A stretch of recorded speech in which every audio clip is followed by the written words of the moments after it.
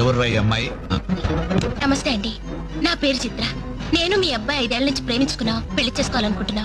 మా ఇంట్లో వాళ్ళు బలవంతంగా నా పెళ్లి చేయబోతుంటే ఇంట్లోంచి వచ్చేసాను. మీరు ఆశీర్వదిస్తే. ఆగమ్మా, ఆగు.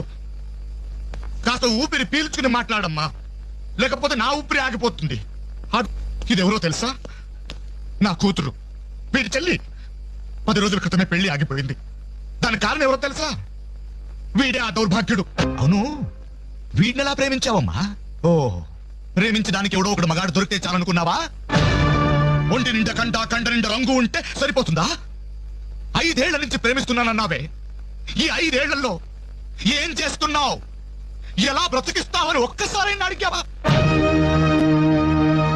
ఇదిగో, వీడు వేసుకున్న ప్యాంటు నేను కొన్నది, వీడు వేసుకున్న షర్టు బనిను నేను కొన్నవి, ఆఖరికి చెప్పులు కూడా నావే, నా కష్టార్జంతో కొన్నవి.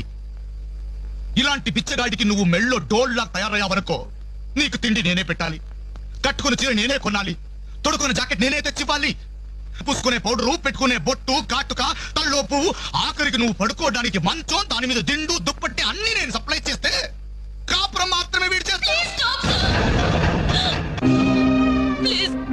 5 సంవత్సరాలుగా మాకు అర్థం కలివి 5 నిమిషాల్లో తేల్చి చెప్పారు. ఎంతో ప్రేమగా అవమానించారు. చిత్ర, ప్లీజ్ రఘు, నాతో రావద్దు. మీ నాన్న నా కళ్ళు తెరిపించాడు. సారీ సార్, మీరు మీ ఉద్యోగాన్ని వెతుకోండి, నేను నా జీవితాన్ని వెతుకుంటాను.